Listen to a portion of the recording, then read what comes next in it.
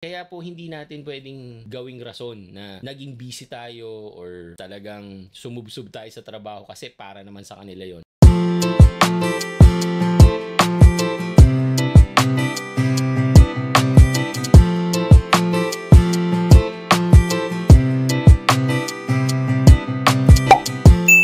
So habang nagbibihis guys, nire-remote start natin yung kotse para pagbaba ko is nakaredy na yung sasakyan at larga na tayo. And syempre, thank you Lord sa magandang view at sa magandang panahon today.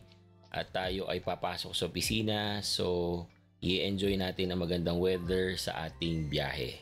Let's go!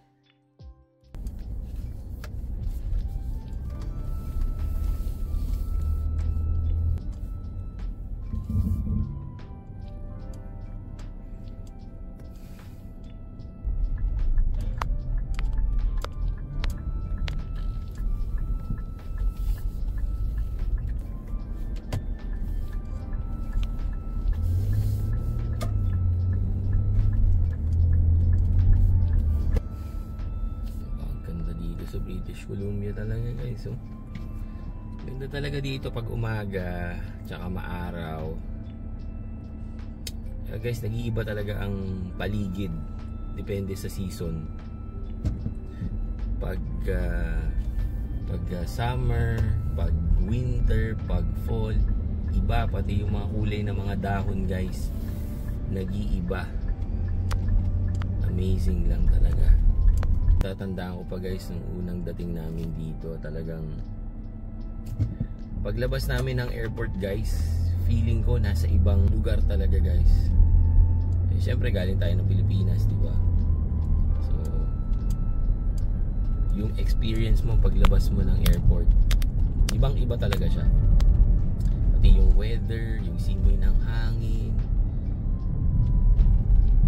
hindi ko ma-explain.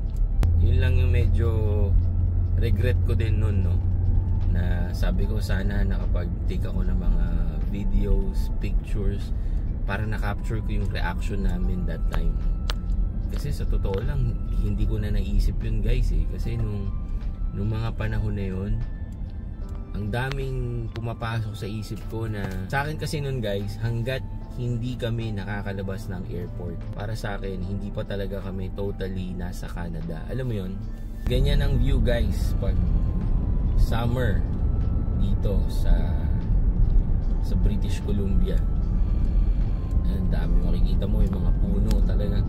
At saka yung mga puno dito guys, hindi lang siya basta puno, as in malalaki talaga. At saka alam mong may mga edad na yung mga puno. Ganun sila mag-alaga ng environment dito. Kaya din kahit nasabihin mong nasa, halimbawa napunta ka ng downtown, hindi mo totally ramdam kasi yung simoy ng hangin, iba talaga siya. Kaya hindi rin kami nagsisisi na dito kami pumunta sa BC or sa British Columbia. Oo, mahal, di ba? Mahal ang cost of living, mahal ang renta, di ba? Mahal lahat. Pero alam mo yung pag kumain ka sa restaurant guys, na kahit singiling ka ng mahal pero at the end of the day sulit ka, ganun yung feeling. Para lang naman sa amin, no? Hindi ko naman sinasabing para sa lahat, pero para sa akin yun ang nararamdaman ko. Kasi guys, merong reason kung bakit mahal ang isang lugar. Research nyo yung mga vlogger na nasa ibang lugar, yung weather nila compare sa weather namin dito, talagang merong pagkakaiba. Dami pang parking space. Let's go. Kaya gusto ko maaga guys, kasi driver's licensing office kasi to. So napupuno to ng tao guys kapag yung mga ano na bandang alas 8, alas 9 na, puno na to guys. Kaya maganda na maaga ka. So dito guys, ito turn on na natin yung camera ng ating Ray-Ban Meta para makita nyo na yung POV or yung point of view ko kapag nagva-vlog gamit yung ating Ray-Ban Meta. Okay guys, let's go!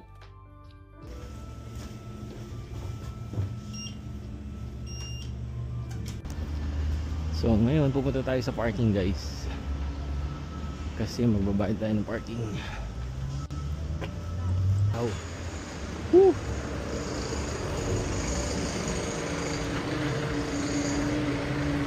So ganito magbayad ng parking dito guys.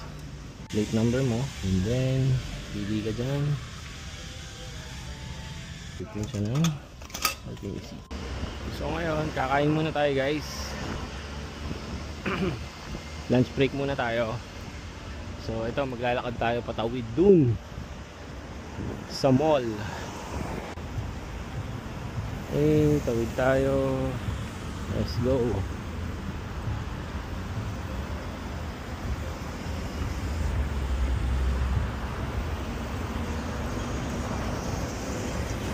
Okay, malapit na tayo sa mall guys.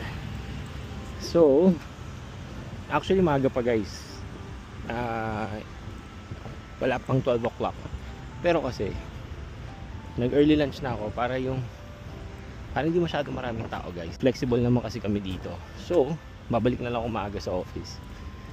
Yan, kasi since mall nga to, tapos kakain tayo sa food court, syempre maraming tao sa food court, di ba? So at least maaga tayo, konti lang ang tao. Okay, pasok tayo sa loob. Guildford Town Center. Pasok tayo.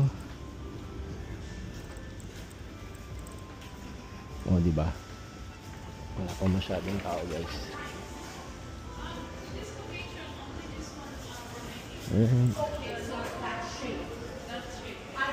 Wala naman sana guys, oh. Sarap. Okay, chat time. Hindi tayo bibili niyan. Yan, konti lang tao sa mall kasi wala pang alas 12.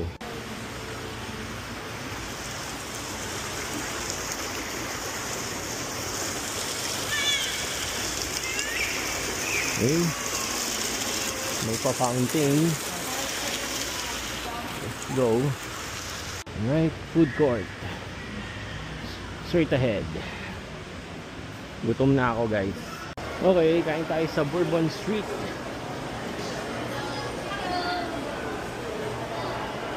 Can I have the combo one? Rice or noodles? Rice. Yeah, outside. And a veggie. Mixed vegetables. Yeah. And coconut shrimp. And Diet Coke, please. What size Diet Coke? In the bottle. Also Diet Coke? Yep. That's all. Thank you. Okay, kain na guys. So, tadaan. Sarap. Okay, tapos na ang lunch. Balik na tayo guys. Balik na tayo sa office. Alright, time check guys. Magto 12:30 na, so babalik na tayo sa office. Lakad ulit tayo. Laki ng flag ng Canada, oh. Nice. Okay, so tatawid ulit tayo doon. Okay, papasok na tayo ng building ulit. Nandito rin pala yung Sun Life guys sa loob ng building. Yan ang insurance namin dito. Okay. Para sa may mga trabaho na laging nakaupo, very useful itong table na to na na-adjust siya para pwede kayong nakatayo naman para din exercise sa likod. Okay, uwi na guys. Uwi na tayo. Tapos na naman ang isang araw guys. Yes, we're going home.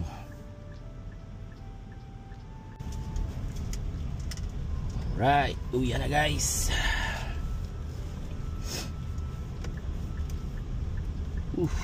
Init. Hindi ko pala na-charge yung ano ko, salamin ko kasi nagsunod-sunod yung call ko guys. So hindi ko na napansin na malulobot na pala. So gamitin muna natin isang camera natin. Okay, so pauwi na tayo guys. Tapos na naman ang isang buong araw ng pagtatrabaho. We're good. So uuwi na tayo. Very, very productive naman ngayon guys sa office. Ang dami ko natapos today. Sunod-sunod din yung calls ko. So tomorrow guys, papasok naman tayo sa head office tomorrow. Kasi nga 2 days every week ang required namin na pumasok sa office, no? So yun. So bukas naman medyo matagal na commute, mga 1 hour plus, kasi magko-commute lang tayo bukas, hindi tayo magdadala ng sasakyan. Very convenient din kasi 10 minutes away lang ako sa bahay kapag dyan ako papasok sa pinakamalapit na licensing office namin sa bahay. Ang oras na 3:20 na guys. Usually ganito ang oras ng pasok ko, no? At saka ng uwian 7 ng umaga, tapos matatapos ako ng alas 3 ng hapon. Ganyan ang aking routine, whether papasok sa office or naka-remote lang ako sa bahay. Init, 30 degrees sa labas, parang Pilipinas. Napakainit, hapakahinit. Hello guys, so nandito na tayo sa bahay ngayon. So tatapusin ko na sana yung aking video for today, kasi ang target ko lang naman talaga is ipakita sa inyo kung paano mag-vlog, or yung POV or yung point of view gamit yung ating Ray-Ban Meta, di ba? Bago yan, kape muna tayo. Okay guys, so mapapansin nyo, lagi akong nagkakape sa mga vlog ko, ganyan. Bukod sa favorite ko talaga ang kape guys, at talagang nakakapagpa-relax yan sa akin. Namimiss ko kasi yung father ko. Sa Pilipinas kasi, nung doon pa ako nakatira sa bahay namin, pagkagaling ko ng work, nakikita ko yan, nasa sala siya minsan, nanonood ng TV, ganyan, or nasa kwarto niya, ganyan. Tapos, nagpapatimpla ng kape yan. Tapos, kakape kami together, magkukwentuhan lang hanggang sa antukin na siya, no? Tumatak sa akin yun, no? Kasi, yung kahit nasabihin natin mga 30 minutes to 1 hour lang kami mag-usap, yung moment na yun is a quality time. Ang parents ko po is meron kaming business sa Philippines, no? At yung business na yun talagang kailangan ng physical work. Talagang ang day off lang po ng parents ko dahil doon sa business na yun is 2 lang. It's either Holy Week, Biyernes Santo, tsaka New Year. Yun lang. Sa buong taon, ganoon sila ka-busy. Pero masasabi ko na meron kaming quality time.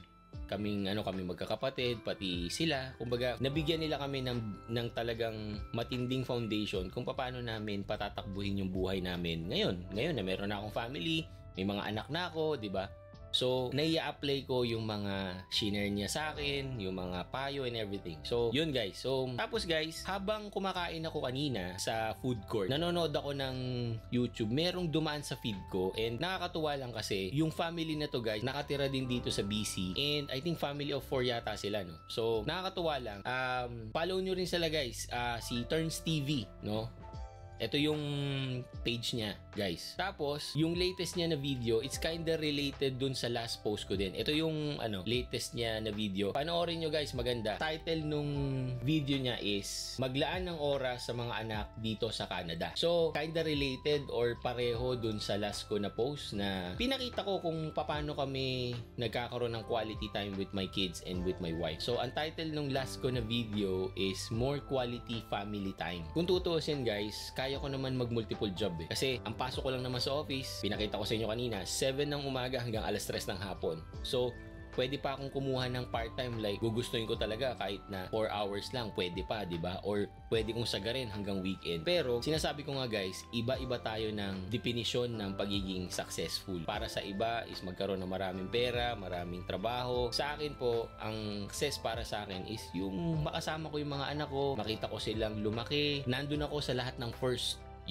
buy, yung mga first experience sila ng mga bagay. Gusto ko na nandun ako at present ako. Yung topic niya is kung paano natin i-guide or paano natin aalagaan yung mga anak natin na nandito sa Canada. Kasi guys, alam naman natin na dito sa Canada, liberated talaga, open. Ang daming outside influence na makakaapekto sa paglaki ng mga anak natin. Kaya dapat, sabi nga ni Sir Turns, talagang kailangan na tutukan natin yung mga anak natin. And naniniwala talaga ako doon guys. Way back, nung nasa Malaysia ako, meron din akong isang friend, no? Hindi siya Pinoy, no? So, meron siyang 2 anak, tapos Nung time na yun, habang nagtatrabaho kami, na-approve yung kanyang green card sa US. Alam nyo ba guys na hindi niya tinuloy? Kasi ang sabi niya sa akin, ayaw niya yung culture ng US at ayaw niyang dun lumaki yung mga anak niya. Kaya hindi sila tumuloy at nagstay sila doon sa country kung nasan sila. But para sa akin po, sa akin lang naman wala naman sa lugar kasi yan. Wala sa country, kahit nasa Pilipinas ka, US, Canada, Australia, kahit nasaan ka guys. Para sa akin, tayo bilang mga magulang, meron tayong responsibilidad sa mga anak natin na i-guide sila, bigyan sila ng tamang pagmamahal ng oras, respeto, at mga experiences na dapat nilang ma-experience habang bata sila para magkaroon sila ng magandang foundation at by the time na malaki na sila at magde-decide sila for their family or para sa sarili nila, alam natin na kinda meron silang reference kasi nga naturuan natin sila na maayos, so meron silang paghuhugutan na mga experience at saka yung mga wisdom na tinuro natin sa kanila. Kung papansinin nyo guys, yung mga bata or yung mga kids natin, majority of their time naman nasa bahay kasama natin. Dapat kasama natin yung mga anak natin. May mga friend din po ako na na nagsasabi sa akin, tsaka ako nabibigyan ng time yung anak ko kasi maliit pa naman, hindi pa naman niya naiintindihan. Tsaka na lang ako babawi. Sa akin lang po experience ko lang to sa mga anak ko, hindi ko po sinasabing sa lahat. Sineshare ko lang po sa inyo. Ang na-realize ko kasi guys, yung paglalaro ng mga anak ko nung 3 years old is iba nung 4, iba nung 5, iba nung 6, iba nung 7, and so on. So, hindi po pare-pareho. So, pag may na-miss ka dun, hindi mo pwedeng sabihin na yung laro niya nung 3 years old na na-miss mo, pareho lang nung 10 years old siya or nung 9 years old siya. Ang laki na nung nawala doon na hindi mo na-experience, hindi mo nakita, hindi mo siya naturuan, yung mga ganon. Para sa akin po, napakaswerte namin mag-asawa kasi nabigyan kami ng pagkakataon na makita yung mga development ng mga anak namin habang sila ay lumalaki. At tingin ko talaga malaking factor yon na nandun tayo as magulang. At saka, syempre, nandun tayo na may quality Iba yung sabihin mong kahit na 5 oras kayo magkasama ng anak mo or ng family mo, hindi naman kayo nag-uusap. Nasa cellphone lang kayo lahat. So, kaya po hindi natin pwedeng gawing rason na naging busy tayo or talagang sumubsob tayo sa trabaho kasi para naman sa kanila yon. Naintindihan ko naman yun. Pero para po sa akin, importante pa rin na hindi natin mamimiss yung mga stages sa life ng mga anak natin. Kasi bawat stages, different flavor, different approach, different experience. So, yun lang po guys. So, shinare ko lang yun kasi talagang natuwa lang ako dun sa vlog ni Sir Turns TV, no? So, i-follow nyo rin po siya guys. Magaganda rin yung kanyang mga vlog. Okay? So, again, see you po in my next video. Peace!